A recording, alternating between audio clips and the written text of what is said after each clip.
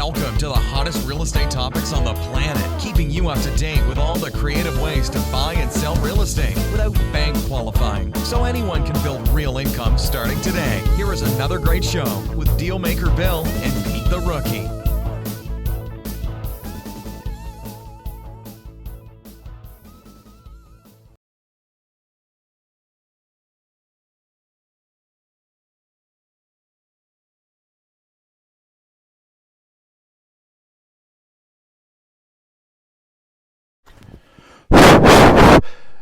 All right, looks like I'm tested, and I'm with Peter Cocola on February 10th, 9:25 a.m., 9:26 a.m., and we are about to record one of the soon-to-be classic podcast number 290. So here we go. You got yours? Yeah. Okay, I'm all set. 3, 2, 1, going live.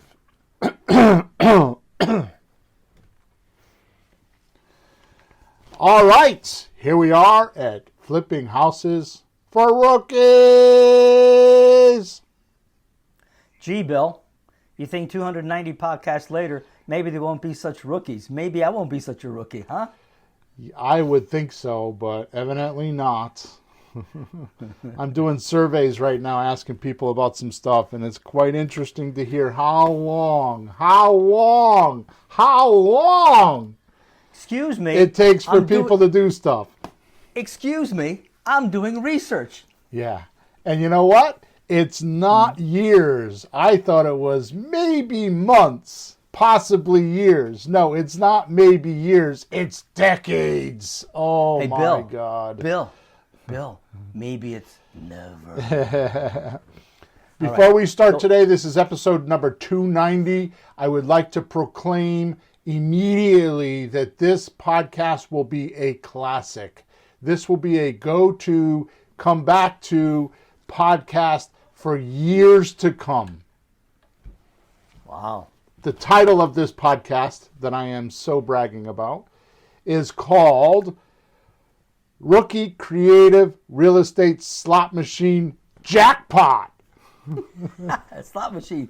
Jackpot. Cha-ching. Cha-ching. Cha-ching. Play the music. Cha-ching. Yeah.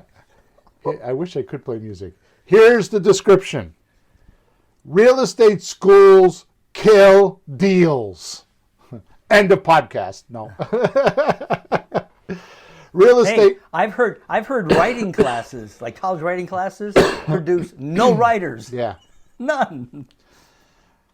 I gotta get something to drink here. Hey, no drinking on the job. Yeah, I wish. All right, here we go. Here's the description. Real estate schools kill deals. So many rookies want to study with these real estate trainings. But here's what's wrong. No profits or real estate deals received with your diploma. Yeah, right, huh? Which is why today we are going to cover the one-armed-bandit known as the creative real estate slot machine that allows you to put in $100 and win thousands and thousands of dollars now and monthly if you follow this simple and fast procedure. Without classroom time, listening to videos, studying books, or even needing to practice. Here is why. 96% of every adult has done what we're about to reveal, but never thought about turning it into real estate income. So let's get that slot machine spinning so you can hit your jackpot payday as quick as possible. Today, not only will you learn how to beat this gambling machine, but we will reveal the common barriers like finding deals, scripts, paperwork for the transactions, and how to get tons of confidence the first day on the job. We got a lot to cover, Peter, so let's get going. Mighty big words, Mr. Hawthorne. but I bet you can back it up. Here he goes, folks. Watch him go. I'm in the fighting mode this morning, man. I'm reared right up, ready to go. But before we start, I have to make sure we cover our sponsors. Oh, wait a minute. We don't have any of those. 290 podcasts without a sponsor. No commercials, no advertising, no anything except benefit to our listeners. Woo! No strings attached. No strings attached. That's what we got to call the podcast. No strings attached.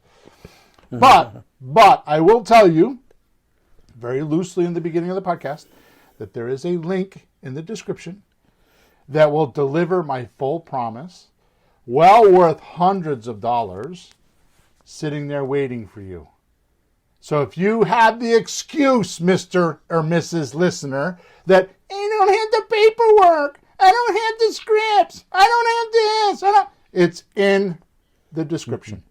So shut up, get that noise in your head, out of your head, and go click on the link. Bill, come on, tell us how you really feel. Come on. Yeah, there you go. I did. Also, I'm going to ask him for a review after I get done yelling at him. Oh, jeez. If you so care to review us or leave us a review or subscribe to our channel, it would be good even after I just got done yelling at you. It'll be like this. Bill made me cry, but then I bought a house. I cried all the way to the bank. Bad bedside manner, but he told me the truth. All right, Peter, so here we go. Most may ask, Pete, if this is true, is there such a thing as a creative real estate slot machine jackpot? The one-armed bandit. And the answer is yes. So let me explain how it works. The biggest obvious, and when I mean obvious, what does obvious mean, Peter? Well, you should be able to see it. It's right in front of your face if you just look at it or just think about it. Just pay attention. It's right there. You can't miss it, right? It's like your nose. It's hard to see your own nose, you know. Well, mine is pretty big, so I don't have trouble. So the biggest obvious secret in real estate is this thing called an option. Now, in the stock market, options are used every minute of every stock market day. It makes billions of dollars, not with an M, with a B. Billions of dollars weekly. Here's why. An option is a seller giving the buyer the right, but not the obligation to buy or sell an underlying asset, like a stock or an index, at a specific price or on or before a certain date. Hey, Bill, what's an index? I don't know what that is. Oh, okay. I know what a stock is. An index. I almost didn't say it because of that. Yeah, well, it's not stupid. I don't deal with that stuff. I'm sure other people don't either. I represent the other rookies and rookettes in the listening world who might have questions, and I ask for you. By the way, folks, if that happens, just keep a little, just open your phone and look it up. I'm not going to do it during the podcast because I'm supposed to be paying attention. But do that. So it's a stock market index is a statistical measure which shows changes taking place in the stock market. Any change taking place in the underlying stock prices impact the overall value of the index. So the prices of most of the underlying securities rise, then the index will rise vice versa. Okay. Okay? Close enough.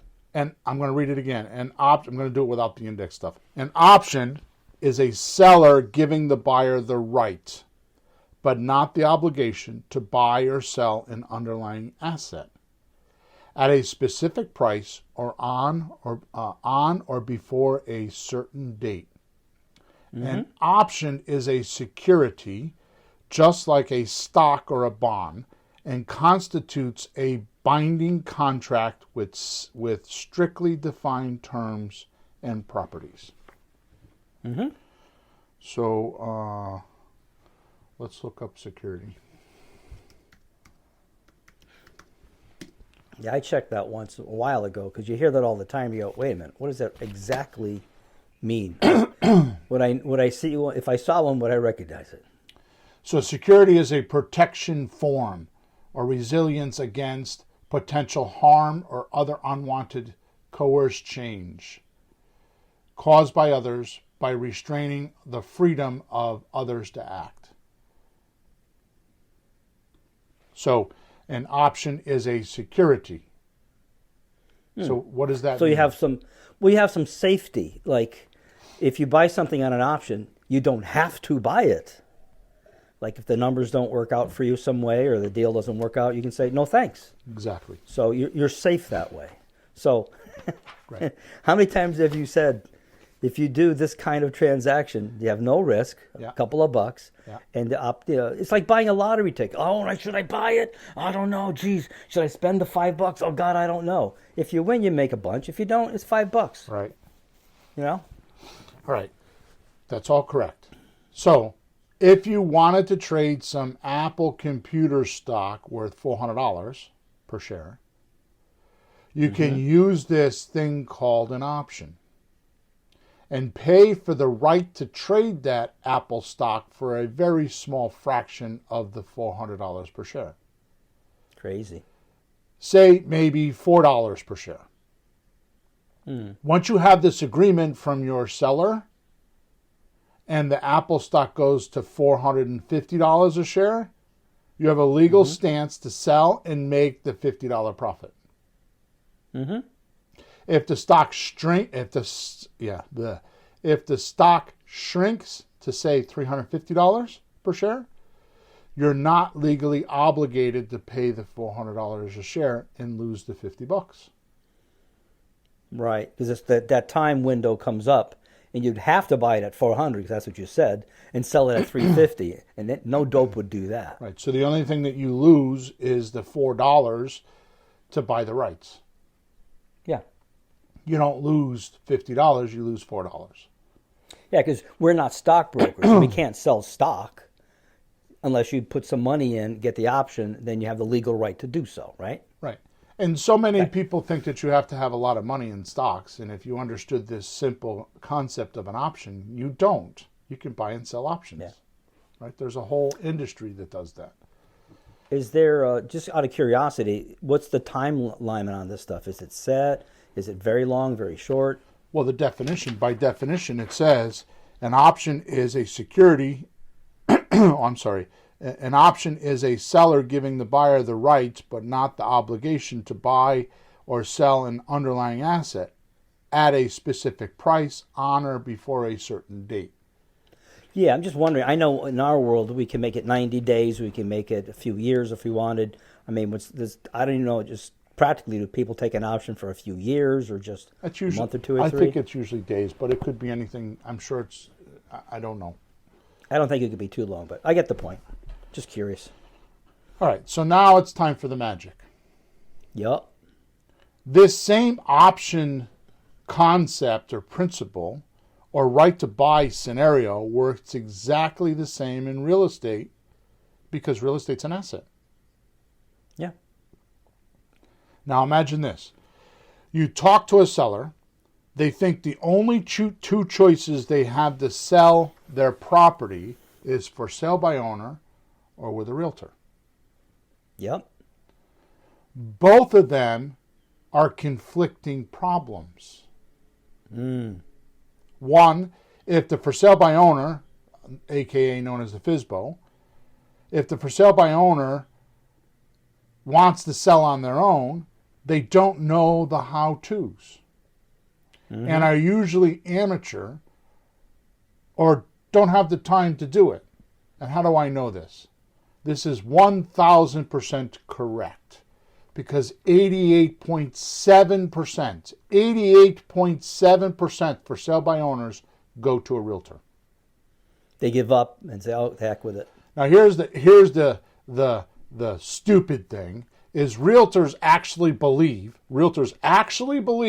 the reason why they come to them is because they're smarter than they are. They know how to do this. But if you've listened to me for more than 5 minutes and hear me talk about realtors, which, by the way, I don't dislike realtors. I think their system is for certain people. Just like in marketing, if you're going to sell donuts, you probably aren't going to go sell donuts, I don't know, at a Weight Watchers. At a Weight Watchers, or I was thinking a Whole Foods store, right? You know, like where they sell Whole Foods. You probably aren't going to sell donuts there, right? Because those people don't want sugar. Right, but if you're going, it has to be organic, whole wheat flour. It has to be xylitol sugar, coconut sugar. At $5 a pound. Thank you. Yeah, exactly. So if you want to sell donuts, probably the best thing to do is to go to the church carnival on Sunday morning, where all the kids are down there playing, and like, wee, here we go, donuts. Right. Yeah. So this is the way I feel about a realtor system. It has its place. It works. It's been working since 1949. But the truth of the matter is it doesn't fit for everybody. Right. And what most realtors don't know, they're realtors and have been for years. I know because I've asked them this question: what is your sole purpose to your seller? They can't answer the question. Most of them. And here's the answer. The purpose of a realtor is to find the buyer. That's it. I mean, picture this. Back in 1950, there's a small town USA, Main Street, USA. Yeah. And there's a guy that knows that, 15 people or 3 people or 1 person on that street, whatever you want to say, wants to sell their house. And he says, oh, I know someone. And he puts them together. Yeah. That's how it started. Right? That's exactly how it started. Now, does it mean that the realtor is going to hold their hand and consult them all the way through the deal? Well, I will tell you, one of the main questions you should ask, and most people don't know this, before you hire a realtor is how many deals have you closed on in the last 12 months? And if that number is less than 20, run like hell. Yep. Run as fast as you can, because that realtor they could be your wife or your husband. I don't care. Run like hell, because that realtor doesn't know enough to get you through the transaction without a lot of trouble. Ever wonder why, Pete? Ever wonder why when you do a closing with a realtor system, why, especially at the closing, there's so many phone calls and so many unfinished things, like last minute, like we got to do this, we got to do that. This is the reason why, is because the realtors aren't educated on this, and they don't have the foresight to tell their seller, hey, this is coming, that's coming, this is coming. But the people that are doing 20 plus deals a year, my realtor, the one I was using for a very long time, did 71 deals in a year. Yep. The reason why is because she had her and 2 other people working for her, and they were all over the procedure. Most realtors aren't like that, number 1. Number 2, they don't know how to negotiate, most of them. Most of them are not, well, first of all, in realtor school, you're not trained how to negotiate. You're not trained on sales tactics. You're not trained on any of that stuff. You're not trained on marketing. You're just trained to get listings, put it on the MLS, and there you go. Right? Okay, way too much time talking about realtors. I got on a rant there. So my point is, if you're using a realtor, you need to pay the high fees and contact and the contract for a minimum of 6 months. You get put in realtor jail. Yep. So the choice is, I sell it on my own, I keep the fees, and I'll wing it, or I go into realtor jail for 6 months. Right? And realtor jail consists of keeping the house clean and spontaneously the realtor calling me up and saying, we're going to show it in 10 minutes because somebody's sitting out front. That's realtor jail, that kind of stuff. Right? Yeah, and if you come up with somebody on your own who wants it still has to go through the realtor and you have to pay the commission. It's not like, oh, I found somebody, never mind. Nope. Yeah, and what most for sale by owners realize once they get going, or don't realize until they get going, is the cost to sell is more than just the 5 or 6% for the realtor. There's 3% for negotiating, there's 3% for repairs to get the loan, 3% for closing costs. It adds up to somewhere around 15%. And you could cut some corners, but it's never less than 10. You know what I learned from you? One of the things that I learned from you is when you're doing any kind of business situation, any deal, you have to do the entire deal all the numbers, not just one part of it. Like if the percent is too high, I wouldn't do that. You get all the numbers, the whole story, and see what it turns out. Costs going in, money coming out, and decide. Right. I run my finances that way. So if I say, okay, I'm going to buy a new car and it's $299 a month, I don't look at $299 a month. I look, okay, well, I make $100,000 a year. $299 a month or $300 a month is $3,600 a year. So now I don't make $100,000 anymore. I make $100,000 minus the $3,600. And that's how or add $3,600 to it. Yeah. Because being self-employed, we can do that. We just up the game.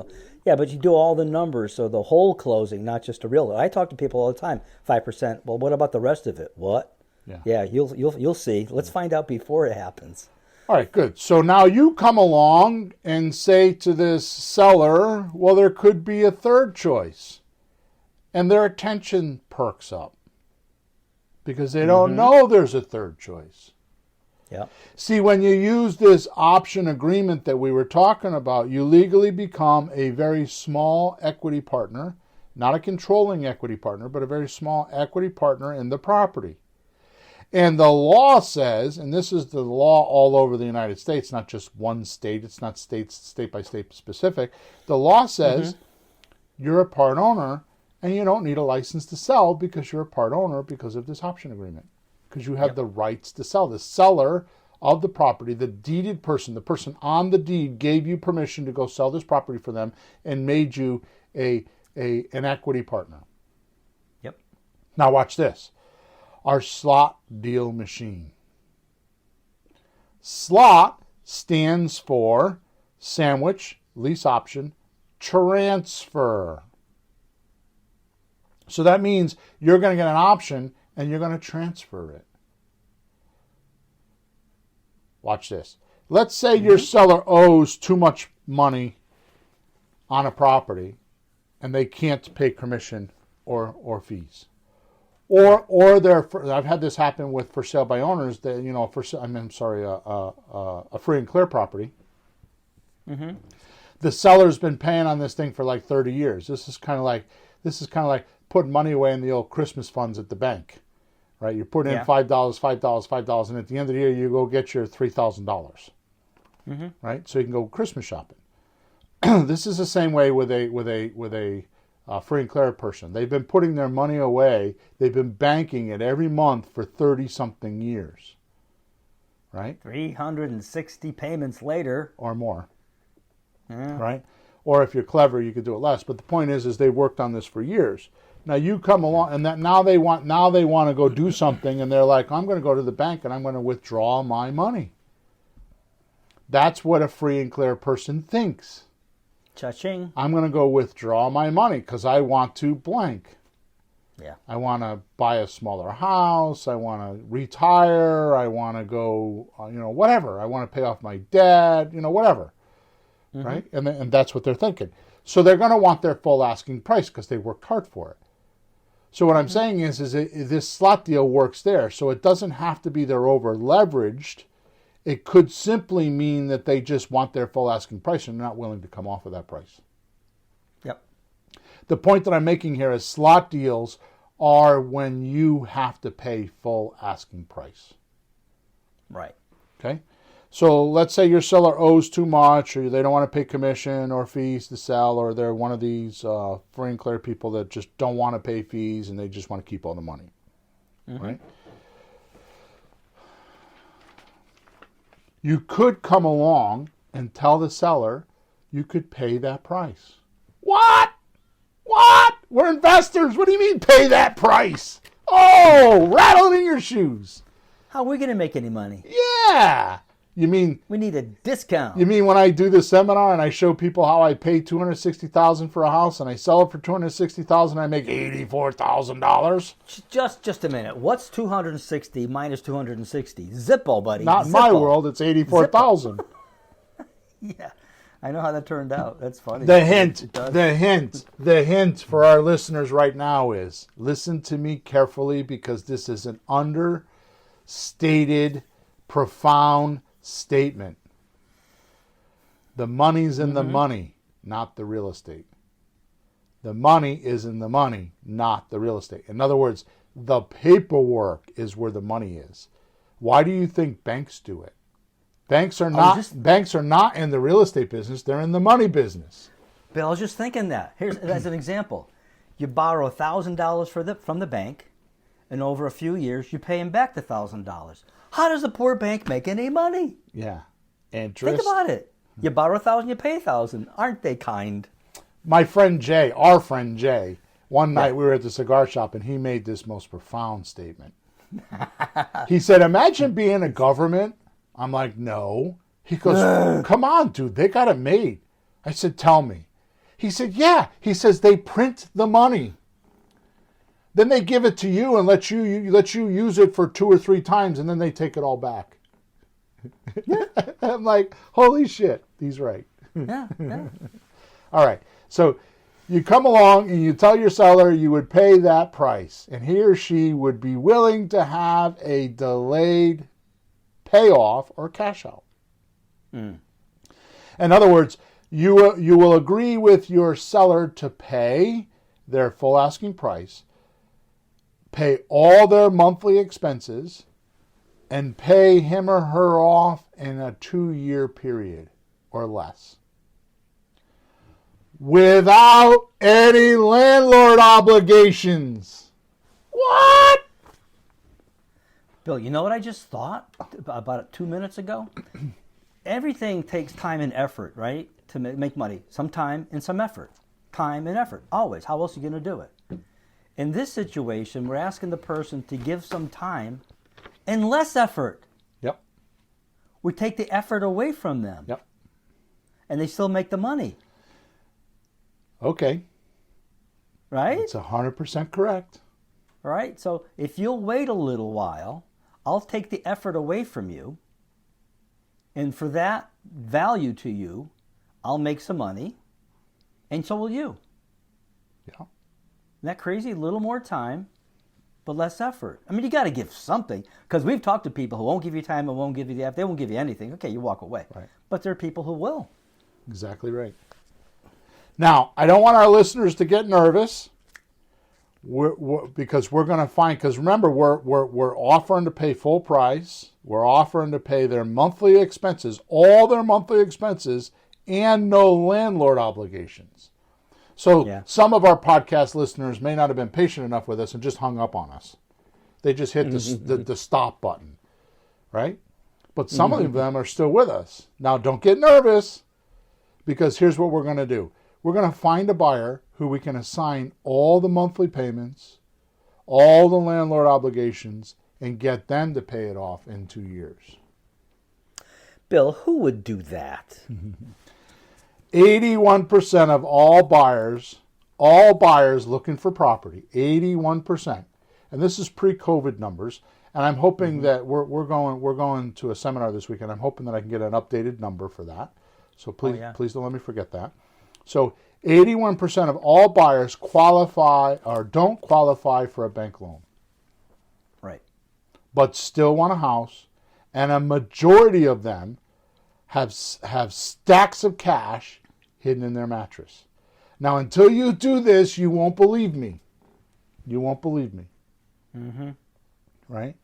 Which, by the way, I want to divert. I was writing an email this morning, and I want to tell you that this is what I woke up thinking about this morning. Right? Yeah. Here's my life, Peter. You ready?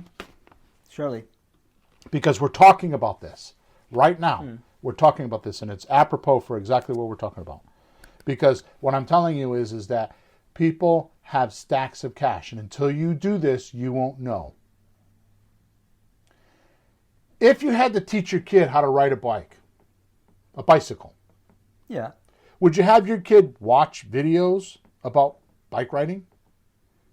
Bill, we didn't have that once upon a time. You couldn't do that. Okay. Would you have them read a book about bike riding? Who wants to read books? Have your kid watch some seminar about bike riding? Let's go down to the Holiday Inn Saturday morning. Let your kid tell you how afraid they are of falling. Would you let that happen? Oh, get on the bike. Maybe sign the kid up for some classes so they can learn how to ride a bike. Not spending money on that. My father didn't do that. No. No, what are you going to do? You're going to get a bicycle. You're going to put the kid on the bike, kicking, screaming, crying, and you got to push them. Push, zoom. There you go. Steer it. Yeah, you're doing Steer it. it, baby. This is how my life is with our listeners. This is what it's like. It's like I'm teaching them how to ride a bike, and it's the only way it's going to happen is for them to get on the bike, and I push it. This is the slot machine. Okay? It's true. So 81% of all buyers don't qualify for a bank loan, but they have stacks of cash. They also, the other thing they have, Peter, all of them, 100% of them, they all have a story. Oh, yeah. They all have a story of their colorful past and What happened? and some justification of why they're right about their colorful past. Now, they're ashamed of it, and they tell it to you in confidence while they're whispering, but they have to tell you. But it's like a big excuse for them too, right? It's a justification, yeah. Yeah, and sometimes it's not a big deal. Remember the guy that I had in New York looking for a place in Connecticut? Yeah. He had $400,000 in his 401k, Yeah. and he could pull 10% easy out. You know, easy for huge down payment, but credit score, Right. And he was a hero. Saved people from a burning building in New York Yeah. on his way to work on friggin' bridges like 500 feet up in the air, Yep. and he couldn't get a loan. How do you like that, America? Yeah. Welcome to exactly. America. It's not all bad, but stupid thing, bank things like that do happen. Bureaucracy. Good guy. American bureaucracy.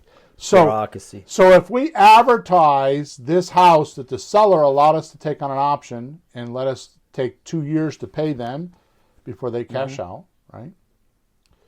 Yep. I want to talk about that for a second. So, what would happen if this seller couldn't sell this property? They owe full asking price. They owe what the house is worth. What would happen to them? 90-something% of them are going to rent it. They become what we call accidental landlords. Yeah. They can't sell the property because they got to bring money to the table, right? The house is worth $200, they owe $200, and there you go. Yeah, you'd think they'd stay in it, but we're talking people that for some reason have to go. Yeah. They got to go. Yeah. Okay. So if we advertise this house like this, house for sale, no bank qualifying, and then a description, not even a description, just put pictures up, 6 or 8 pictures. Just on Facebook Marketplace alone. Right? You'll get more than enough buyers looking to give you a chunk of dough and move in. I just did one not too long ago. I got 300 responses in a week. About a dozen applications to choose from. Yikes. Now, I'm not even going to go into this because this is a whole podcast by itself. But let's say you actually take my advice and you go find one of these buyers. I'm sorry, one of these sellers, and you start to advertise to these buyers. Yeah. Now, I just got done telling you I put a house on Facebook Marketplace, and I got 300 people that inquired. Let's just say 150 of them, or 100 of them, just being conservative, are interested, really interested. A dozen of them gave me an application. Yep. Now watch this. This is oh my God. This is worth the whole podcast, and I didn't even put it on my notes. You get 100 people that are interested in this house. You save those names. Now we use REI Reply, which is $50 a month as a customer relationship management software. It's a CRM. It's really used. It's all real estate oriented, very easy to use. Okay. Hey, it's so easy. Mary and I can use it. Exactly. So now watch this. You save those 100 names Yeah. as your buyer's list. Now watch this. Your next seller comes along that you're going to do a slot deal with, and here's what you say. Hey, Pete, I've got 100 people on my list that are waiting to get a house like this. Wow. That sounds good. What happens now? Does it matter what you say to this person? Does the script matter? Does the math matter? Oh, Pete, you know what? I'm going to pay your full asking price. I'm going to take over your monthly payments. I'm going to pay you whatever it costs you per month. I'm going to do no landlord. You don't have to do any landlording, and I'm going to give you people that are going to go in the house for 2 years. They're going to rent from you, and then within the 2 years, they're going to get qualified for a mortgage. Yep. And I've got 100 people on my list. What do you think they're going to say? What script? What do you need a script for? I mean, come on. Yeah. That's benefit, benefit, benefit, benefit, and then another benefit to the seller. Yeah. Oh, wait a minute. By the way, if we sign this option agreement with the seller and they decide they want to go to a realtor, they just need to tell the realtor that I have this option agreement, so they have to be exclusive from your contract. In other words, if Bill sells my house, you can't charge me commission. Yeah. They don't like it, but they do it all the time. Well, they have a chance to sell the house and make a commission, and if not, would they lose? Right. They didn't put any money in. Right. They put on the MLS, and they're waiting in the office for something to happen, right, for some other agent to show the house and call them and say, you got a deal. Well, what's the skin off their back? What's the downside? That's what Pete's saying. What's the downside? Nope. All right. Now let's make this... Hey, Bill, question. If in this situation, if the seller found a buyer on his own somehow, there's this, somebody he knows has somebody he knows and sells it, do we just say that's fine? We let them do it? They have to send a letter to us saying, something in writing saying, I found a buyer and I want to quit my option agreement. So we even let them out of it, like just that easy. Why wouldn't you? Yeah. I can't remember of a time that actually happened to me in my lifetime. Yeah, I'm just asking in case somebody, in case somebody's thinking of it, what if, and if somebody asks that's me, the problem is that's the problem is that people are thinking about riding a bicycle and they come up with all these scenarios about how they might fall and scrape their knee. Yeah. Oh, boo-hoo, boo-hoo. So you got to scrape knee. Get on the damn bike and do it again. Right? And by the way, the reason I asked that is just to have the information. I learned from you a long time ago, you don't have to have all the answers. So if you start a transaction like this, every time you hit something you don't know, you don't say, oh, geez, I screwed up, I don't know the answer. You say, excuse me, I don't know the answer to that. I'll call you back tomorrow or tonight, and you go find the answer. Yeah, call Bill, look it up. So basically what you're saying, Pete, is you say to the seller, hey, look, I've never run into that before, so I'm not quite sure. But you know what? I had this networking group, or I had this friend, or I had this partner that's done hundreds of deals, which happens to be me. And he would know. So let me go ask him, and I'll call you tomorrow. And then you just go send a support ticket in on flippinghousesforrookies.com. And then I will give you an answer, and then you go back and you tell them. I mean, who's offering that to you right now?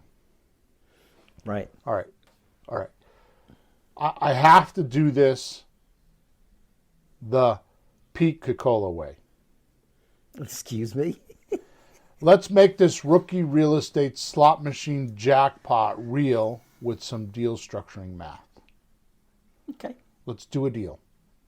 Yep. Example. Seller owes $200,000. Mm-hmm. These are round numbers so we can do math in our head. It's not normally this way, but this is the way it is, right? Mm-hmm. The monthly payment is $1,500, and that includes the taxes, insurance, and there is no other payments. You promise to pay this seller $200,000 and cover the $1,500 monthly payment.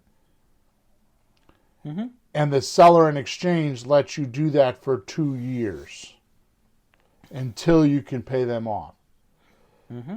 Now, the way this works is you're going to actually sign an option agreement and a lease agreement. They're two documents that are interchangeable. They're two documents, though. They're not on the same document. Right. You're going to pay, now I pay $100 for the rights because I believe that's a fair number. You could pay $1. You could pay $10. It has to be valuable consideration. In legal terms, that means paper money. So the smallest denomination of paper money is $1. Right? Yep. So what happens is I use 100. You could use, I used $10 one time and made $18,000. just on an option. No lease, no anything, just on an option. Okay? Sure. So, which brings me to the point. One of my coaching clients is asking this question. Realize there's one option for our three types of strategies. So we have the slot deal, we have the option deal, and we have the rent-to-own deal, which are all done with options. It's the same option. The difference is what the seller's willing to do. You change the terms. So you change how much you're paying, how long you get, and how to communicate to you. That's it. It's all the same document. Okay, so in this case, what we're doing is we're going to sign an option agreement with our seller for $200,000, $1,500 a month for 2 years. Right. Okay? And we're going to give them $100. I prefer you do that with a check so you have records, right? Yeah. That you gave them the 100, right?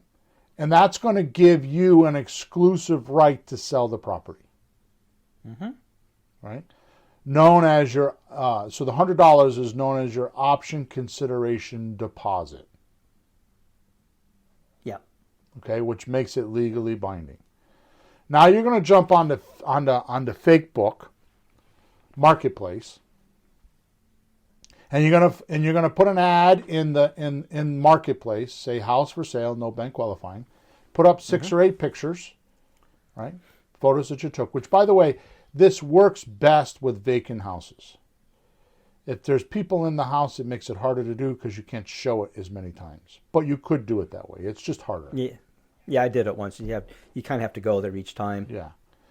So now you're going to find a buyer on to Facebook, and you're going to actually go to Marketplace, and you're going to put it up for sale for $210,000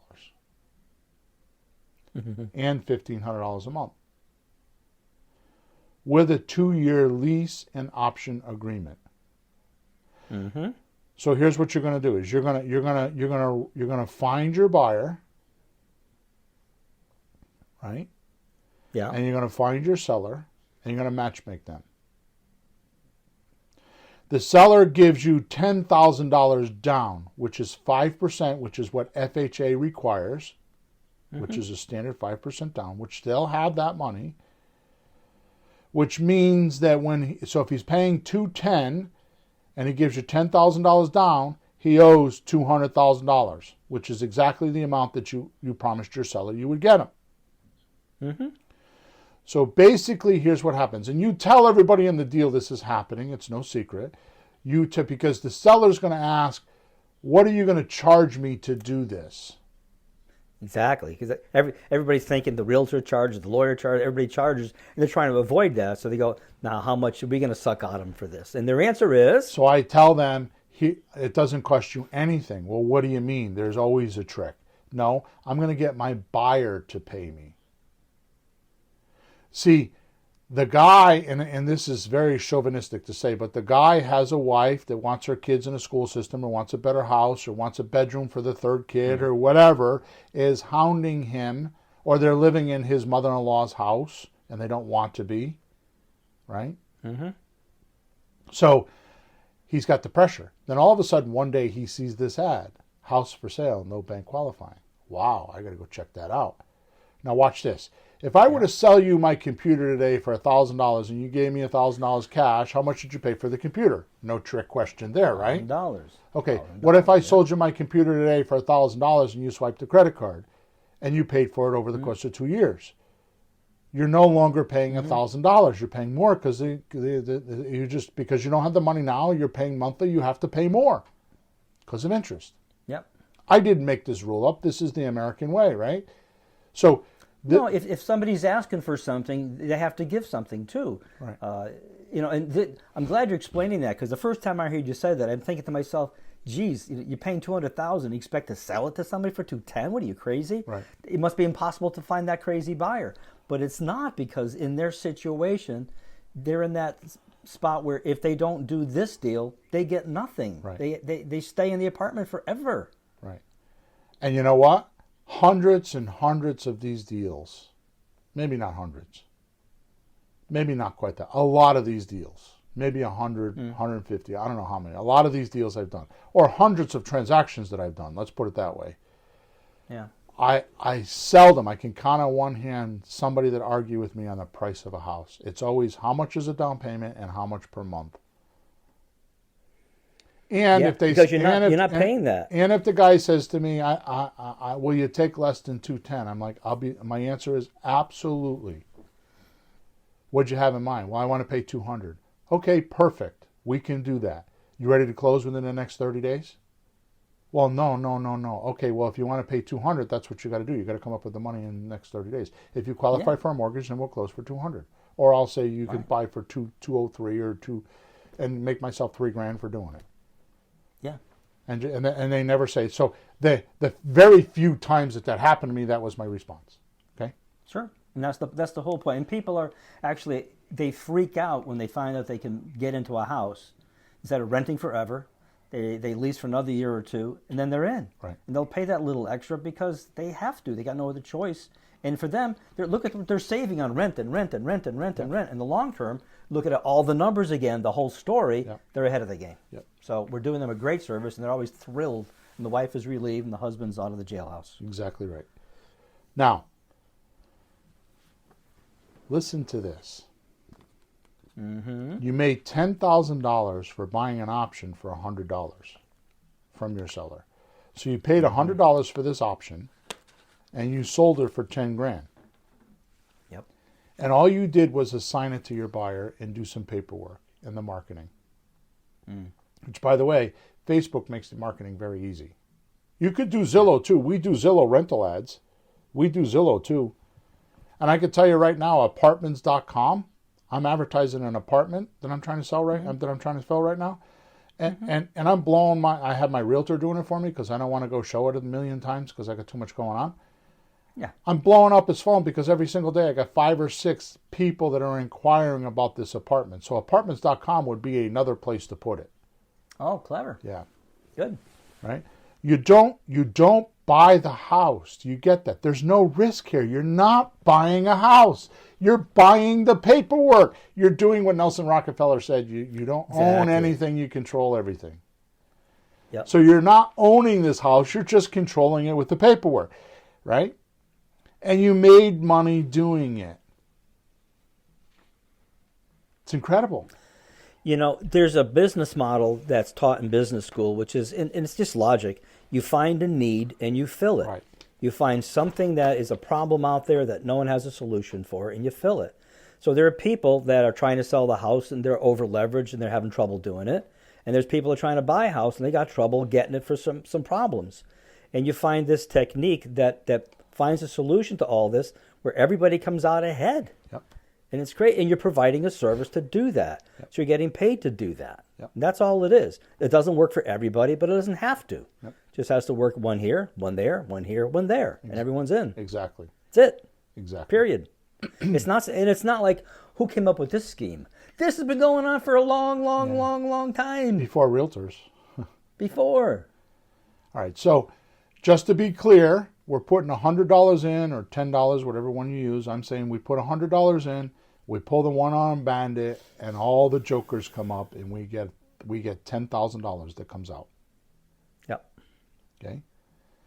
Now, here's a few points before we end off.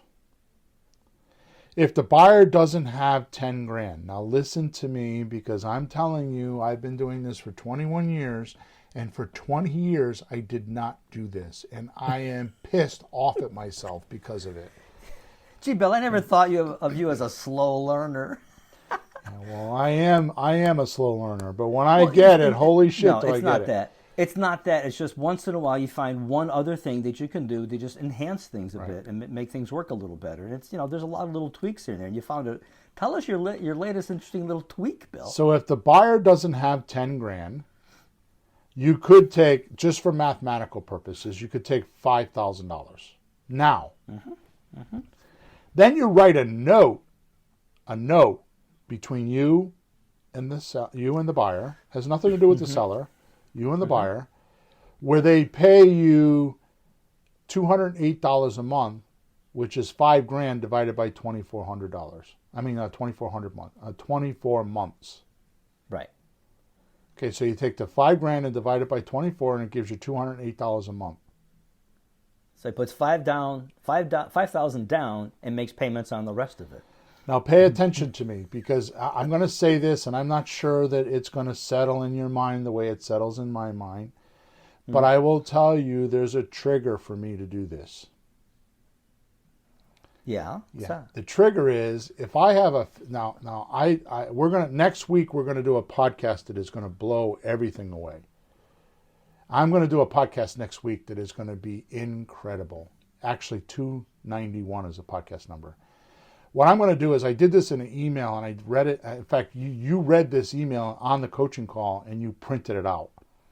Oh yeah. When during the call, like cha-ching, and Mary's reading it like, ooh. Right. Yeah. So I'm gonna show you all the benefits of doing subject 2 that nobody talks about. Right? But the reason why I'm bringing this up now is because here's what happens. You collect $208 a month on a note. You go into apartments.com and you set it up on an auto pay, and you set it and forget it. Now, I've gotten coaching clients, well, what happens if they don't pay? It's found money. Who cares? Yeah. When you say $10,000 down, that's just an arbitrary. They might have 8. They might say got 12 or 15. You're just making a ballpark number. We don't ask for a specific number in the advertising. Right. We just see what people like. How much do you have to put down? I got 20. Whoa. Yeah. And how much do you make? Really? And that guy raises the top of the class. So it could be, ballpark. Right. So here's the trigger for me. Here's the trigger. If you do a $210,000 mortgage, which, by the way, that's the biggest mistake a lot of my coaching clients make, is they go to Rentometer thinking that the rent is $1,300. How could you charge $1,500? No. I don't do that. I don't look at Rentometer. I am not renting. I am giving the buyer an intermediate loan so they can get qualified. So what I'm looking at is, I'm going to charge the $210, even though they're giving me $10,000 down. I'm going to put $210,000 in at the current interest rate. We'll say 4%. I'm going to add the taxes and the insurance, and I'm going to come up with how much they would have to pay if they were to go get a mortgage for $210. That's what I use as a gauge, because it's just mathematics. If they buy this house, they're going to have to do that. I add $200 to that number when I keep my deals. I'm not keeping this deal. When I keep the deals, I add $200. But we're not keeping this deal. So here's my point. When you do that, the payment of $1,500 is too low, because it should be $1,700. So the trigger for me is, I feel like I'm leaving money on the table. If I give it to my seller and say, here's your lease with an option. I made $10,000, so here you go. So I'd rather take, because I'm going to tell you, once you get money, you may not know this, or you may know this. Once you get money, it disappears. You put $5,000 in a checkbook, and it's not likely that it'll stay there. Even if you're a saver, there's a whole trick to that. Like, you need to save for a reason. Money is an energy. If it doesn't have a reason, like I'm saving this to buy a house, then it stays there. But if you just save it, like in a savings account, that's when your car will break and the house will flood and all the things, because the money is trapped and doesn't have a purpose. Yep. Right? So what I'm saying is the $5,000 will come and go. Okay? But that $208 a month will be glorious. It's the gift that keeps on coming. So how many of these deals do you need to do before you can not work overtime, before you can go on that vacation? How about this, Peter? Imagine this. You did one deal, and you got $208 a month, and you just put that in an IRA or a retirement account. How much would that turn into in 30 years from now? Sure. Right? Oh, sure. Huge. So my trigger is, I'd rather take $5,000 or $6,000 down and then collect the $208 or the $200 every month. and then build up those monthly payments, because that cash flow is what's going to free me up. It's going to keep me from having to work my job and doing all the things that I have to do to get money now. It's going to free me up.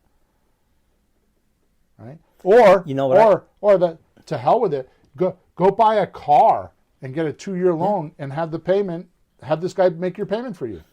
Yep. Go buy a living room set and have somebody pay it for it. I mean, you see what I mean? It's endless. See, when you're self-employed, like I'm doing less music lessons now and more real estate, but when I did just music lessons, I think I need to do something. Well, I need 2 more students, and that's some car payment. Yep. I would do it like that. Right. But here's a point I just noticed on this. There's a debate going on that what's better to get big chunks of cash or cash flow, right? That's the thing that goes on in people's heads. Which one should I do? Guess what? You get both with this. You get a nice little chunk that pays your debt down.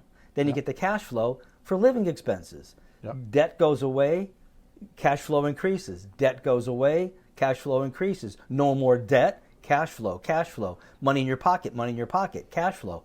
It's a no-brainer. Exactly. All right, let's move on because we got to get out of here. The next point is, what if the buyer doesn't perform at the end of the 2 years? You tell your seller to call you and you can do it again.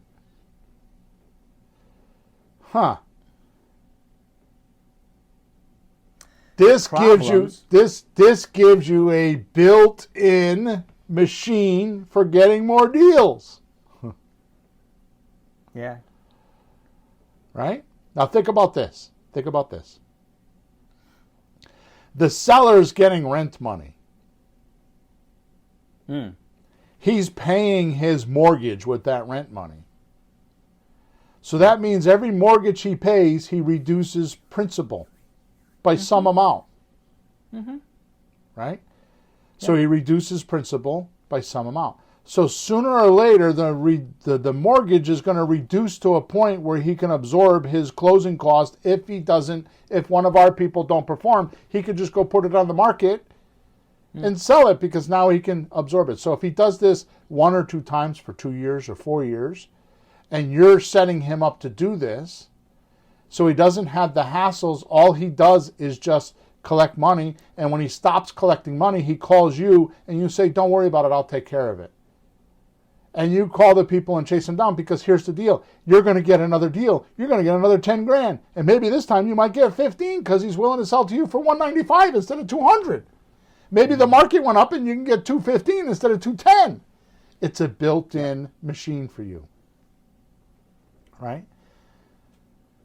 So the next thing is, what about if they ruin the place? Well, here's my quick analogy on that. If you were to go on vacation today and fly there, okay, likelihood is you would rent a car. If you rented a car, are you going to wash it? Are you going to change the tires? Are you going to do a tune-up? You going to do all that stuff? Not even when I turn it in. Not vacuuming it, nothing. Nothing, right? Nothing. But if you own the car, would you do it? The right answer is yes. You would take care of it, right? Sure. Or at least you would try to. Most people do anyways, right? Yeah. This is exactly how your lease option tenant is going to be, because they're not renting. The way we set it up is we let them know that we are selling it to them and we are the intermediate bank. We're giving them a loan for 2 years until they can qualify for a loan. Yep. Now, how do you get them to qualify for a loan?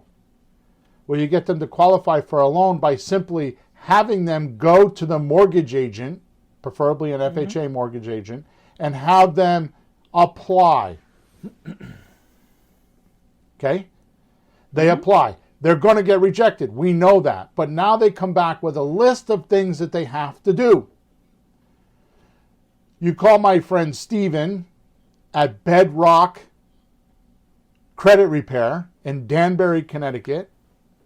I don't have his number on hand.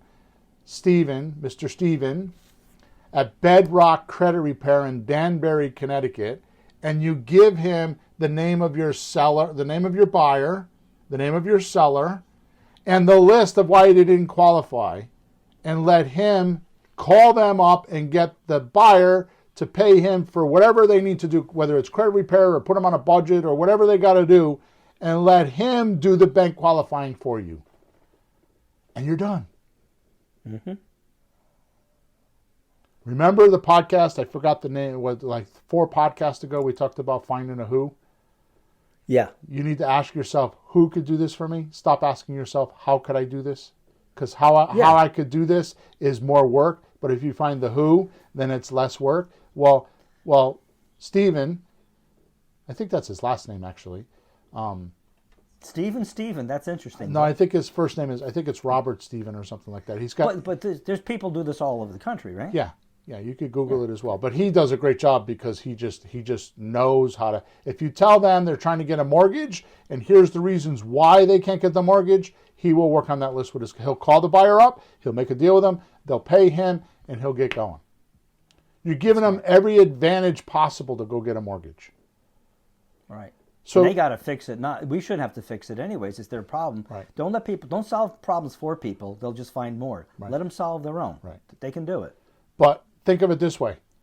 Did you just create value for your seller? Did you just create tremendous value for your buyer? Hell yeah. So why should you not make $10,000? $10,000 is not enough money for these services. I'm going to tell you right now, me not charging you to learn how to do this on this podcast is a crime within itself. Because here's what happens. You won't value my information because you're not paying for it. It'll decrease my value. You won't believe me what I'm saying because you're not paying for the information. Worst of all, your results will be low because you're not paying for the information.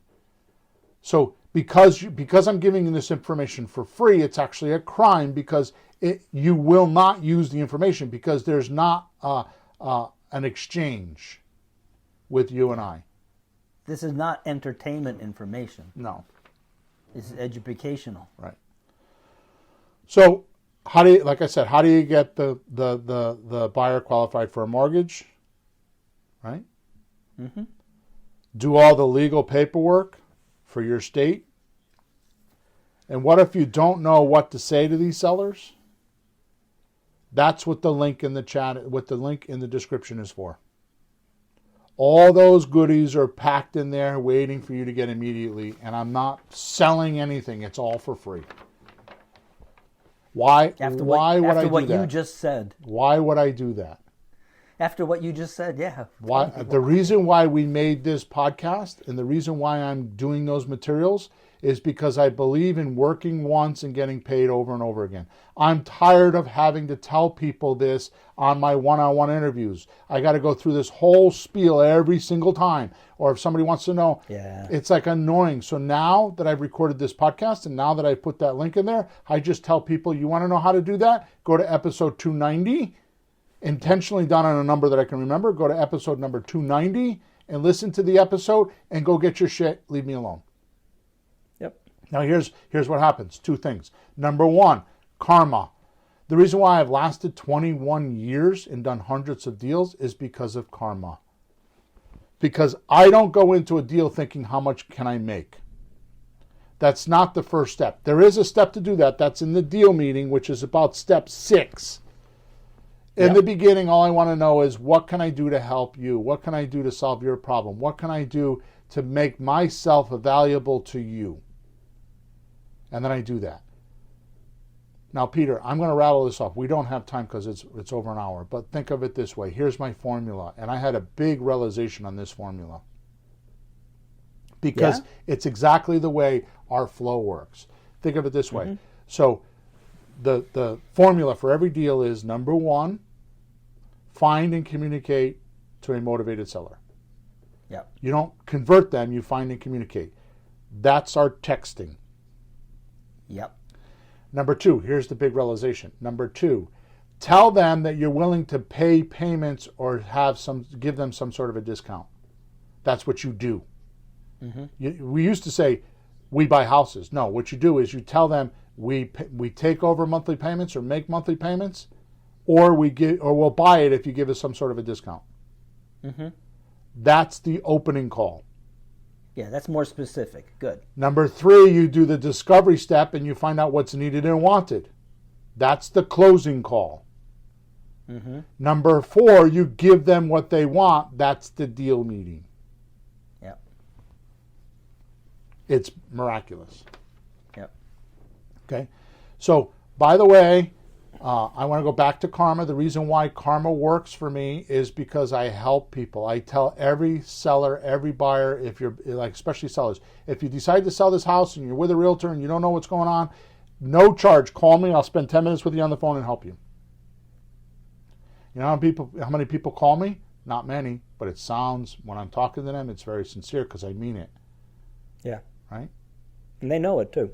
So karma, how many sellers have I helped? How many buyers have I helped? And how many students have I helped?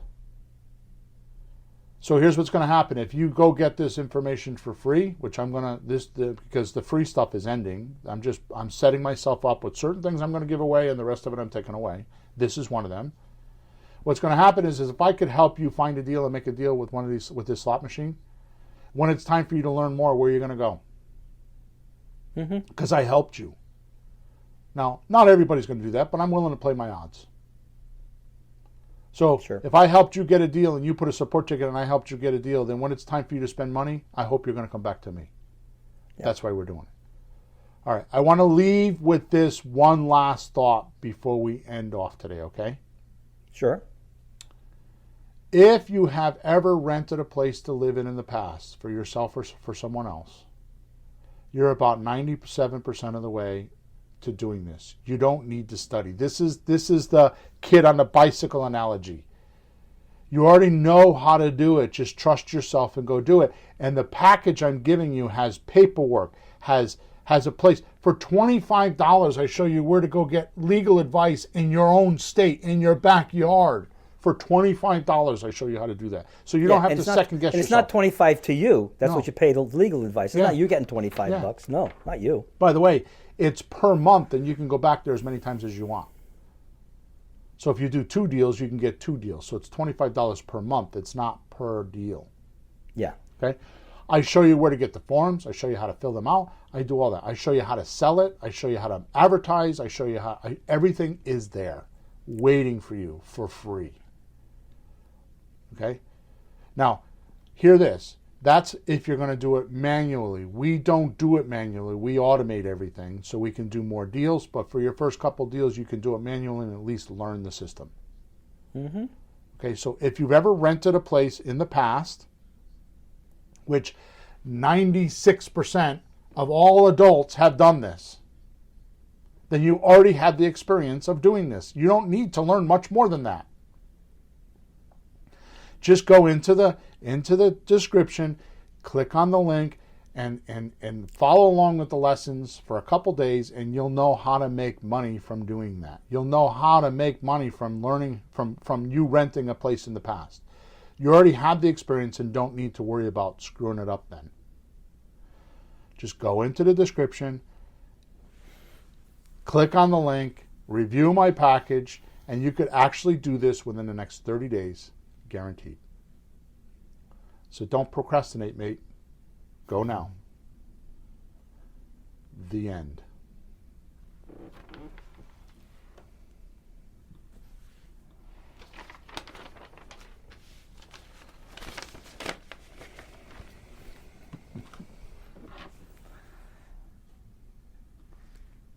Things are about to change, huh, Mr. Hawthorne? Well, you're not going to be giving things away for free much anymore and all that stuff.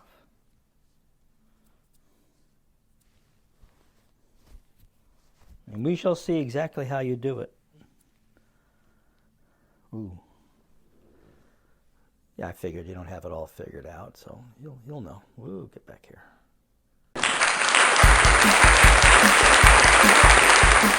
Thanks for tuning in to the hottest real estate topics on the planet with Bill and Pete. If you want to continue learning how to buy and sell real estate without money or credit, head over to flippinghouses.club for some cutting-edge real estate wealth tools. Or contact us at info@flippinghouses.club.